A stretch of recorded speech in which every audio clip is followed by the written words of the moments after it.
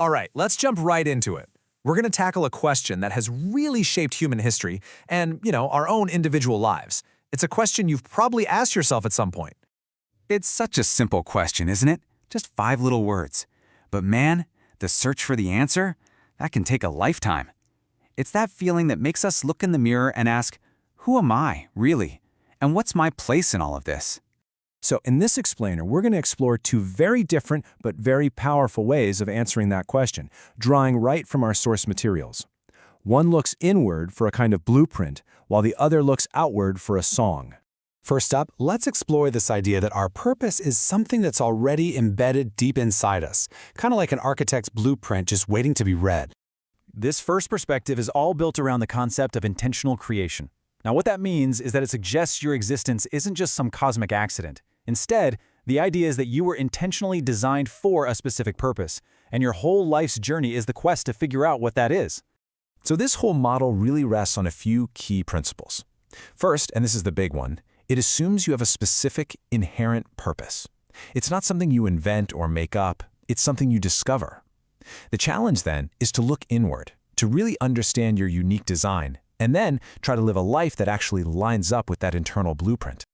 Okay, so now let's completely switch gears and look at our second perspective. This one shifts our focus entirely. It's less about discovering a pre-written plan and, well, a lot more about answering an external call, a song that's asking you to transform.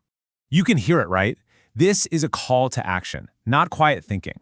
It's all about tapping into a source of power and freedom that comes from outside of yourself. It's about your response to this calling that promises to completely change you. So here's the crucial point. On this path, purpose begins with letting go. It's about leaving behind who you were to become who you were made to be. So you see, this isn't about finding some fixed blueprint. It's about dynamic, real change. And right here, we see a central theme. This transformation, it requires overcoming our own personal barriers. Courage isn't something you just have to muster up on your own.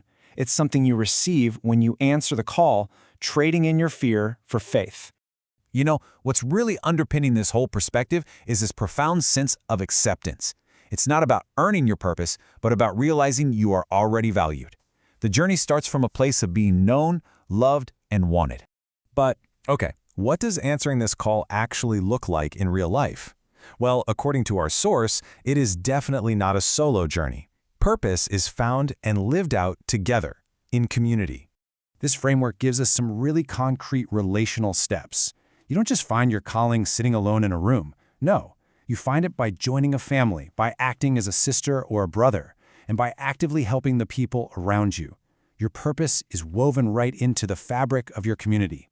And that brings us to this really powerful repeating phrase. In this framework, the what in "What was I made for" is actually answered with a who. We were made for each other, for connection, for community. That is the purpose. So we've walked through 2 pretty distinct paths to answering one of life's absolute biggest questions. Let's put them side by side for one last look.